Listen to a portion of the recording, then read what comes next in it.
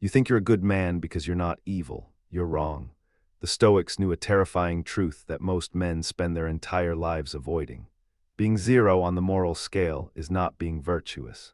It's just being nothing. You're not wicked, congratulations, but you're not good either. You're empty, a placeholder, a man-shaped void walking through life without purpose, without direction, without the fire that separates the truly strong from the merely existing. Not evil is not good. Marcus Aurelius, the most powerful man in the world, wrote in his private journal something that should haunt every man who thinks comfort equals character. As he reminded himself, waste no more time arguing about what a good man should be. Be one. Today, I'm going to show you the 5 habits that transform a passive, drifting man into a force of nature.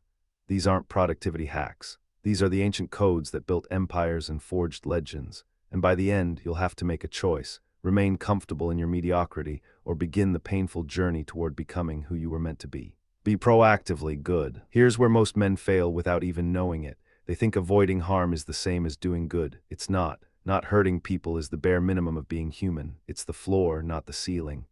The Stoics understood something profound. Virtue requires action. You cannot be good passively.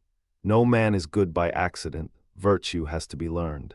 Think about your life right now. When was the last time you actively made someone's day better, not because you had to, not because someone was watching, but because a strong man creates good in the world? He doesn't just avoid evil. Epictetus, born a slave, became one of history's greatest philosophers. He taught that our character is built through deliberate action. Every day presents choices, to remain neutral or to contribute. The weak man chooses neutrality because it's safe. The strong man chooses action because it's right. Active virtue builds character. Start small, hold the door, offer genuine compliments. Listen when someone needs to be heard. These aren't trivial acts. They're the building blocks of a strong character. But this leads us to something even more important. Become dangerous. This will sound contradictory after talking about goodness. It's not. A strong man must be capable of violence while choosing peace. There's a difference between a harmless man and a peaceful man. The harmless man has no choice. The peaceful man has all the power in the world and chooses not to use it. Dangerous. Picture the Great Pyrenees dog. It looks like a giant fluffy sheep. Gentle, calm, almost lazy. But the moment a wolf approaches the flock, that dog transforms into something terrifying. It will destroy anything that threatens what it protects. That's what a strong man must become. It is better to be a warrior in a garden than a gardener in a war. The Stoics trained for combat not because they loved violence, but because they understood that true peace requires the capacity for war. Marcus Aurelius spent years on the battlefield, not out of bloodlust, but out of duty to protect his people. If this ancient wisdom about strength is resonating with you, hit like and subscribe for more philosophy that transforms. Because what comes next might change how you see everything. You must develop the capacity to protect those you love, train your body, sharpen your mind, become someone that danger respects. Only then can your peace mean something. And speaking of sharpening your mind, cultivate your mind. Your mind is a garden. Leave it alone and weeds will grow. Neglect it and it becomes a wasteland. But tend to it daily, and it becomes the source of everything meaningful in your life. Mind is a garden. Seneca wrote letters to his friend Lucilius for years, and in one of them he revealed this truth. The mind that is anxious about future events is miserable. An untrained mind is anxious because it has no foundation. It blows with every wind, reacts to every stimulus, collapses under every pressure. But an educated mind stands firm. The Stoics didn't just mean formal education. They meant the disciplined practice of learning, questioning, and growing every single day. Read philosophy, study history, learn from those who came before you. The unexamined life is not worth living. Socrates said that, and he died for the right to keep saying it. What are you reading right now? What ideas are you wrestling with? What assumptions are you challenging? A strong man never stops learning because he knows that the moment you think you know enough is the moment you start dying intellectually. Ignorance is the enemy hiding in plain sight. But knowledge alone isn't enough. What comes next is perhaps the hardest habit of all. Eliminate chaos. Here's a truth that might make you uncomfortable. Some of the people in your life are destroying you, and you're letting them. The Stoics were ruthless about protecting their inner peace. Not cruel, ruthless. There's a difference. The tranquility that comes when you stop caring what they say, or think or do, only what you do. Look at your life honestly. Who brings drama? Who constantly disturbs your peace? Who takes your energy and gives nothing but chaos in return? A strong man protects his tranquility like he protects his family, because your mental state affects everything you do, every decision, every relationship, every moment of every day. Epictetus taught that we cannot control what others do, only how we respond. But there's a deeper wisdom here. We can control who we allow into our lives. Guard your peace fiercely. This doesn't mean becoming cold or isolated. It means being deliberate about your environment. Surround yourself with people who elevate you. Remove those who consistently drain you. Your peace is not negotiable. Some people need to be loved from a distance. But eliminating chaos is only half the battle. The final habit ties everything together. Pursue wisdom.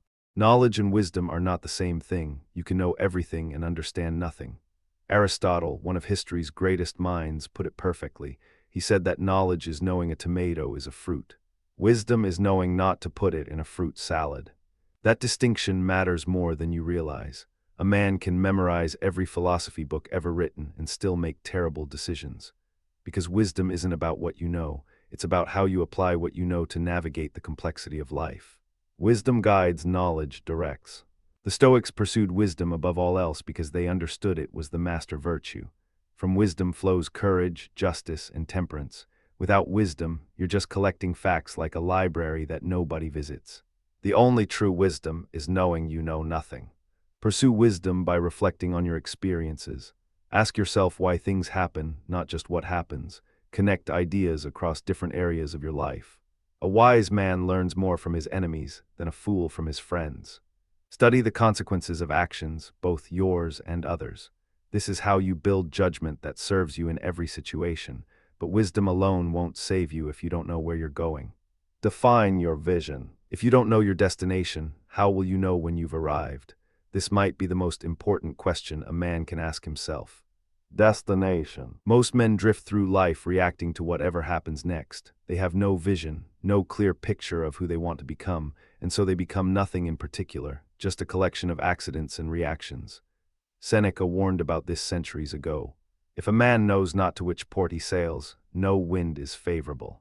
Think about that. You could have every advantage, every opportunity, every resource. But without a destination, you'll just spin in circles wondering why you never get anywhere. The strong man sits down and does the hard work of defining his vision. What kind of man do I want to be? What values will guide my decisions? What does my life look like when I've become who I'm meant to be? Vision precedes victory always. Write it down, make it specific, review it daily, because a clear vision acts like a filter for every decision you face. Does this choice move me toward my vision or away from it? That simple question will transform your life, but having a vision isn't enough. You need one more thing. Begin the journey. Here's where most men fail. They know what they should do. They've defined their vision. They understand the habits, and then they wait for the perfect moment, for motivation, for certainty. The perfect moment is a lie you tell yourself. The Stoics understood that action precedes motivation, not the other way around.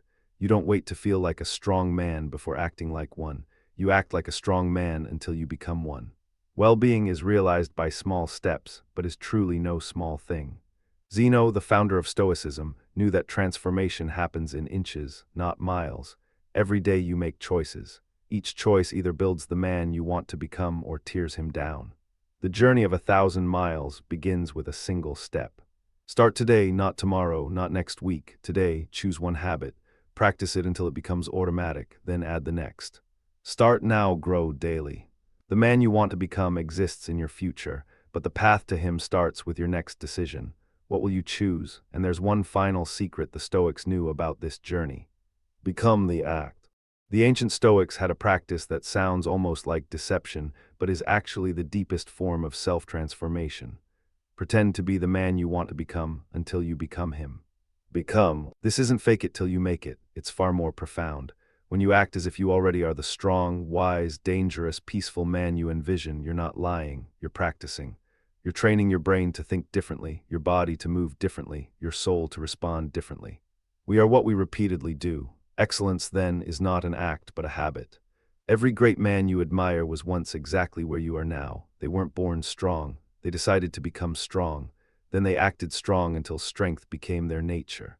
The Stoics called this living according to your highest nature. You already have inside you the potential to be everything you want to become. The 5 habits simply unlock what's already there, being proactively good, becoming dangerous, cultivating your mind, eliminating chaos, and pursuing wisdom. Become what you practice. Define your vision, begin the journey, and most importantly, act as the man you want to be until the act disappears and only the man remains. The Stoics taught that the absence of evil is not the presence of good. You cannot become a strong man by simply avoiding weakness. You must actively build strength. 0 on the scale is not virtue, it is nothing. Today you've learned the 5 habits that separate the strong from the merely existing. Be proactively good, not just harmless. Become dangerous so your peace means something. Cultivate your mind like the precious garden it is. Eliminate the chaos that steals your tranquility, and pursue wisdom above all else because it guides everything. The destination determines the path, and the path shapes the man. But knowledge without action is worthless. The question now is simple. Will you remain comfortable in your current state, or will you begin the uncomfortable journey toward becoming who you were meant to be? The Stoics knew that every journey starts with a single step. Your step begins the moment you stop watching and start doing. If you made it this far, comment Stoic strength if you're ready to begin your transformation. Begin at once to live and count each separate day as a separate life. The wisdom of the ages is yours. Use it well. If this unlocks something in you, hit like and subscribe. The vault has more wisdom waiting.